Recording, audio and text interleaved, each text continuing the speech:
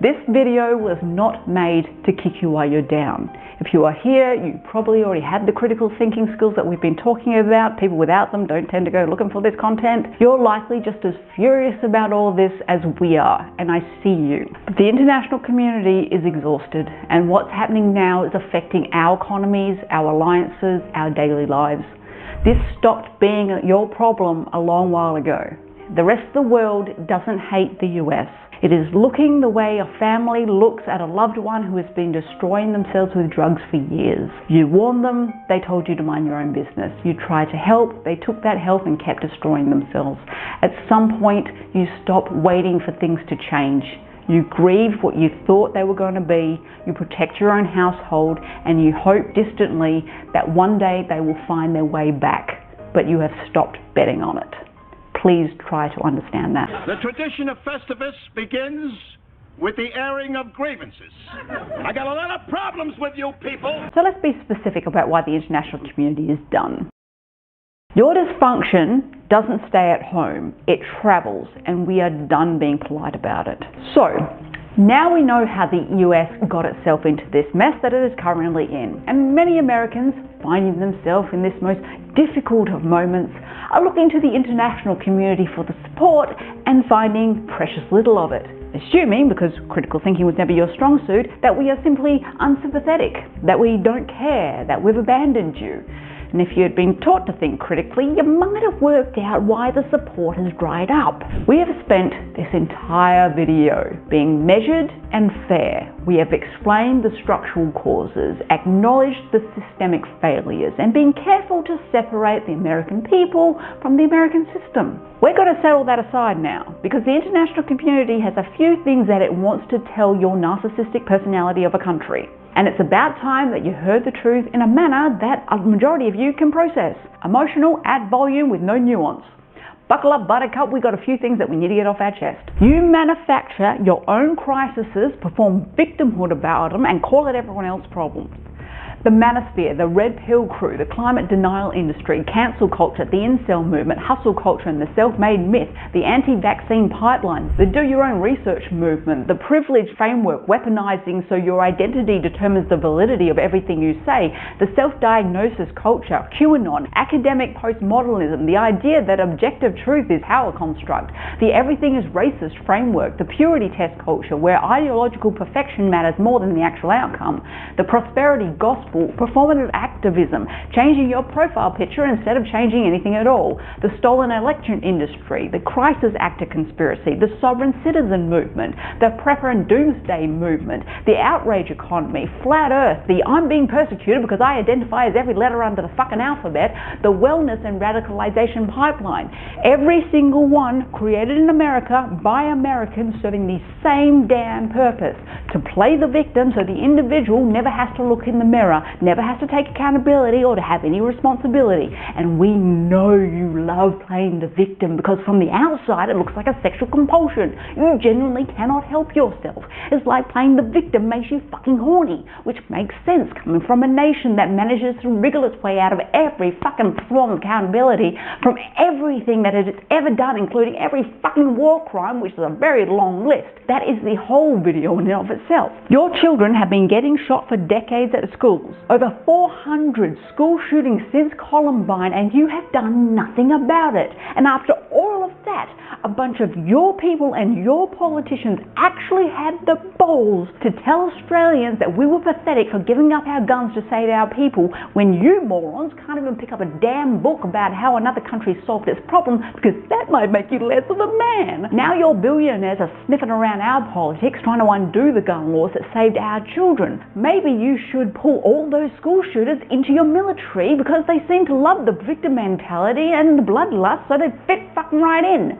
Speaking of which, our service people have dying in your wars.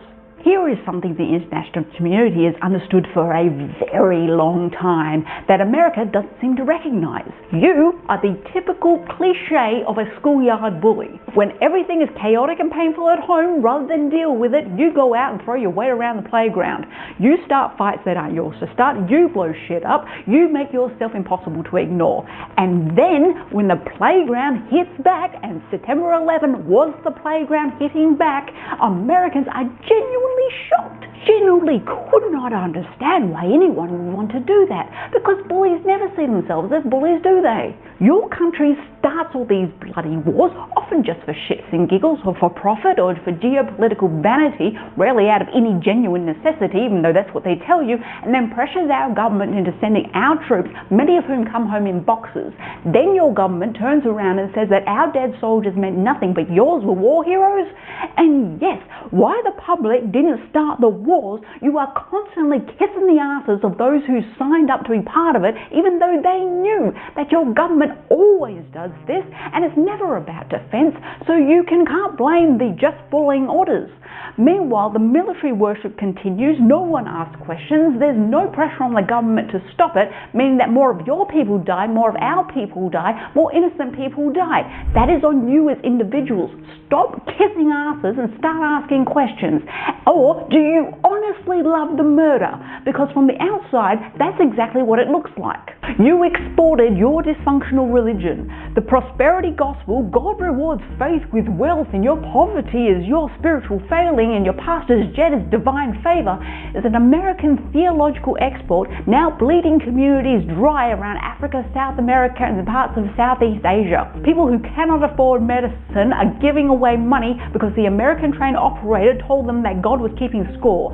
This is not Christianity, this is monetized exploitation model developed in America, franchised globally, running on the same absence of critical thinking that made it work back home. Pastors flying private jets over communities that cannot afford to eat. Made in America, exported worldwide. You export your dysfunction to our children. Our children are collateral damage of your unregulated capitalism and your bought legislator. The individual Americans who share this content day after day are not victims of the algorithm. They are choosing to click the post.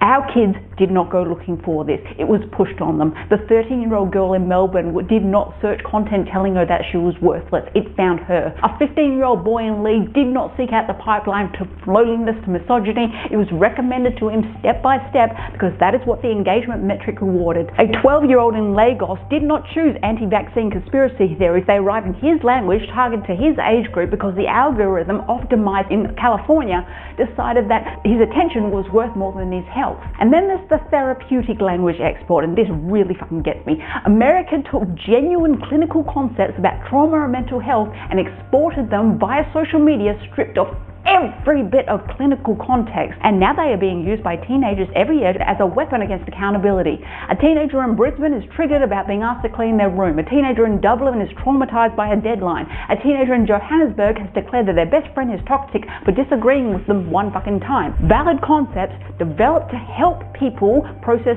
genuine suffering turned into a shield against every conversation and every consequence, and it has made a generation harder to reach, easier to manipulate, and completely unprepared for adult life.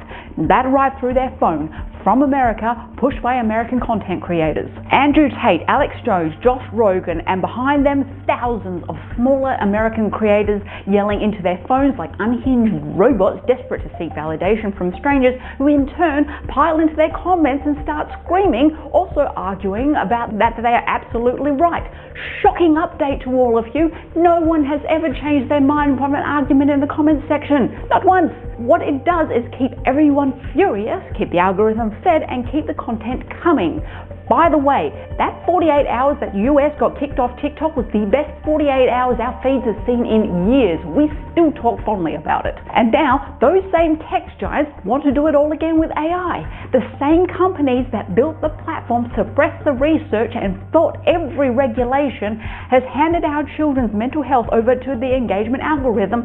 They are now racing to build artificial intelligence with zero meaningful oversight. And your government, rather than regulating them, has just forced those AI companies to produce AI military weapons and build an entire surveillance network to spy on the American people.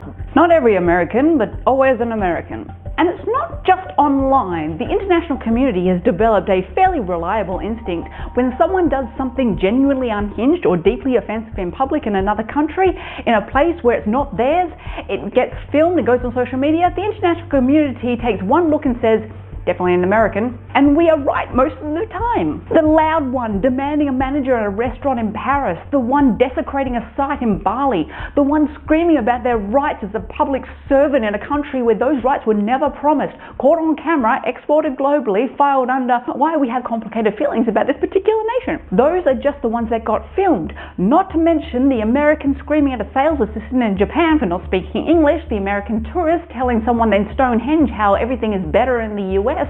Not every American, but almost always an American. You are inescapable and you have no idea. We did not choose to become experts on American politics, American shootings, American culture wars, and American grief. The algorithm and the news cycle chose that for us.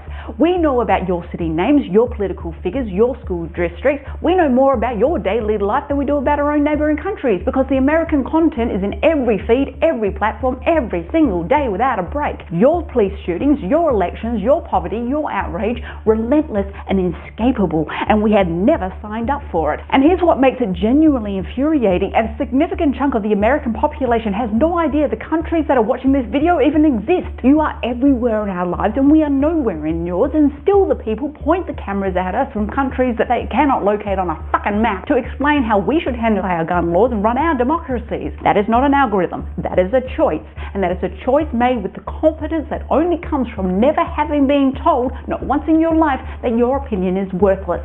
And it does not stop at politics. You correct someone's spelling without realising that they're speaking British English because they're from the fucking UK, and of course you simply can't be wrong. You assume that the temperature that everyone mentions is Fahrenheit. You say what state you're in when someone asks what country you're from. You call out a photo of a summer Christmas and call it fake without even realising that that's what happens on the southern hemisphere for half the fucking world. Your mind is the reference point for all human experience on Earth. You are exhausting. You are genuinely, relentlessly, completely exhausting, and you have no idea. And now we are paying for your mess with our economies. The village idiot is president and it is landing on us. Our farmers cannot afford to run their equipment. Our workers cannot afford to drive to work. Our businesses are eating the cost for decisions made by Washington, by people elected by a population that was deliberately, systemically stripped of all thinking skills that might have stopped it. We are paying in real money for an education system that was broken on purpose hundreds of years ago that is not ours. The system produced the voter, yes, but the voter still voted, or who couldn't even be fucking bothered to turn up. And either way, that bill came to us. Do you understand now? That is why we are furious. That is why the international community has no sympathy for you in your current situation. Your country has shown again and again that it has no desire to fix its own problems and does not give a shit about anyone else but